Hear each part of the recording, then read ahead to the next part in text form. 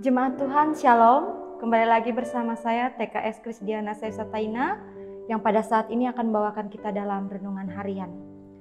Yang menjadi dasar perenungan kita pada saat ini diambil dari Yohanes pasal 15 ayatnya yang ke-9 sampai dengan ayatnya yang ke-17. Jemaat Tuhan yang dikasihi dalam nama Tuhan kita Yesus Kristus. Kita bersama mengetahui bahwa pada umumnya manusia adalah seseorang sosial yang membutuhkan bantuan dari orang lain. Karena kita bersama mengetahui, sebagaimana kita sebagai manusia, itu pastinya memerlukan orang lain untuk dapat saling membantu dan menolong di saat kita membutuhkan.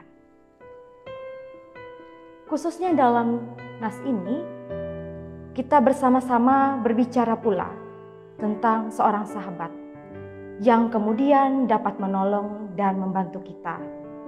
Berbicara tentang seorang sahabat, seseorang itu dapat dikatakan sahabat jika ia dapat mampu untuk meluangkan waktunya kepada kita dan memberikan apa yang kita inginkan untuk membantu dan menolong. Jemaat Tuhan yang dikasihi dalam nama Tuhan kita Yesus Kristus, nas kita pada saat ini berbicara tentang bagaimana caranya kita menjadi seorang sahabat Kristus yang sungguh dan benar.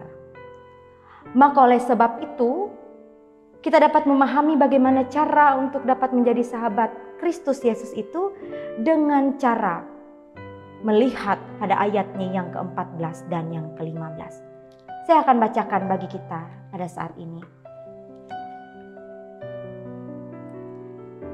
Kamu adalah sahabatku, jikalau kamu berbuat apa yang kuperlihatkan kepadamu, aku tidak menyebut kamu lagi hamba. Sebab hamba tidak tahu apa yang diperbuat oleh tuannya. Tetapi aku menyebut kamu sahabat, karena aku telah memberitahukan kepada kamu segala sesuatu yang telah kudengar dari Bapa-Ku.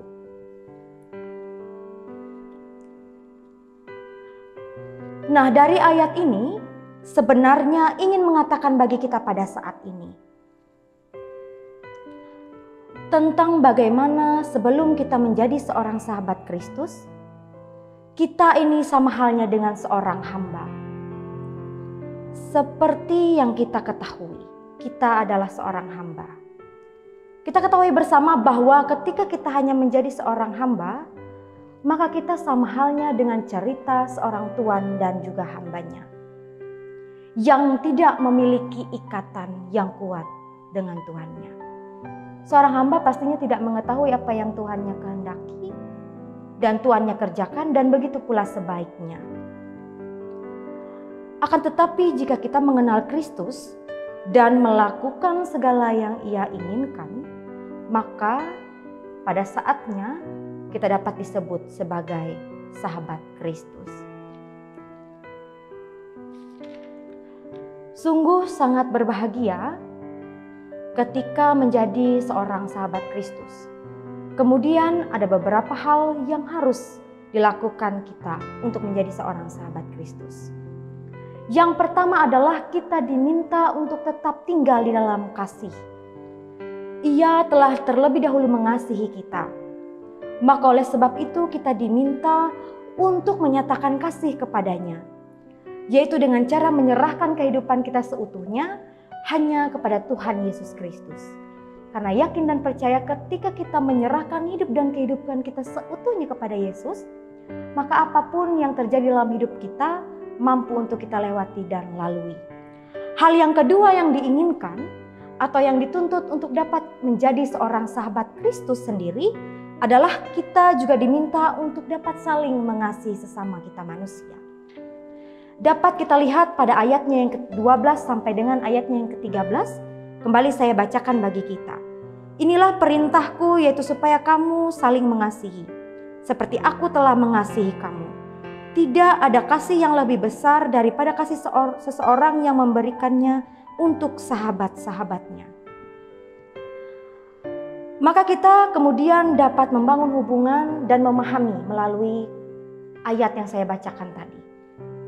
Ini merupakan dasar kasih terhadap sesama kita manusia, yang Ketika kita melakukannya, maka kita layak untuk disebut sebagai seorang sahabat Yesus Kristus itu sendiri. Kira-kira mengapa kita harus mengasihi sesama kita manusia? Karena kita bersama mengetahui bahwa Yesus Kristus telah memberikan contoh dan teladan yang baik bagi kita.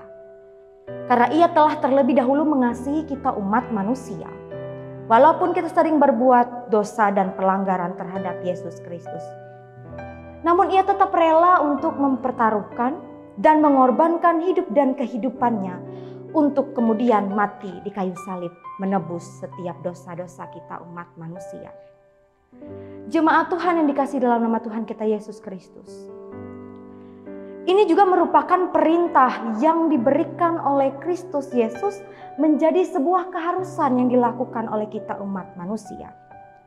Tidak menjadi pilihan bahwa mengasihi sesama kita manusia itu merupakan keharusan yang dituntut oleh Kristus itu sendiri. Karena bagaimana kita dapat mengasihi Allah yang tidak kita lihat jika kita tidak dapat mengasihi sesama manusia, saudara-saudari kita yang kita lihat sekalipun.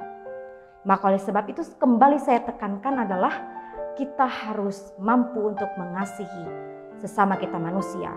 Baru setelah itu kita dapat mengasihi Allah itu sendiri.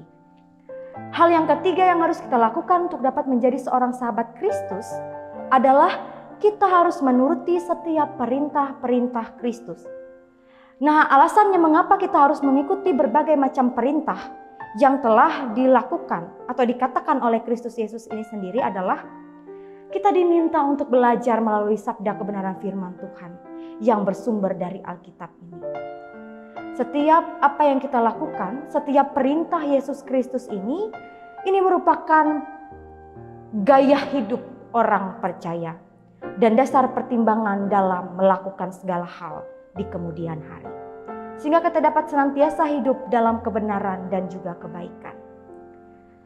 Singkatnya jemaat Tuhan sekalian, nas kita pada saat ini mengajarkan kita untuk dapat tetap terus menjadi seorang sahabat Kristus Yesus. Tetapi dengan berbagai cara. Cara yang pertama disebutkan adalah kita diminta untuk tinggal diam di dalam kasih mengandalkan Tuhan dalam segala hal. Dan syarat yang kedua agar dapat untuk kita menjadi seorang sahabat Kristus adalah kita diminta untuk terlebih dahulu mengasihi sesama kita umat manusia. Dan yang ketiga adalah kita harus menuruti perintah-perintahnya yang dijadikan sebagai pedoman hidup kita.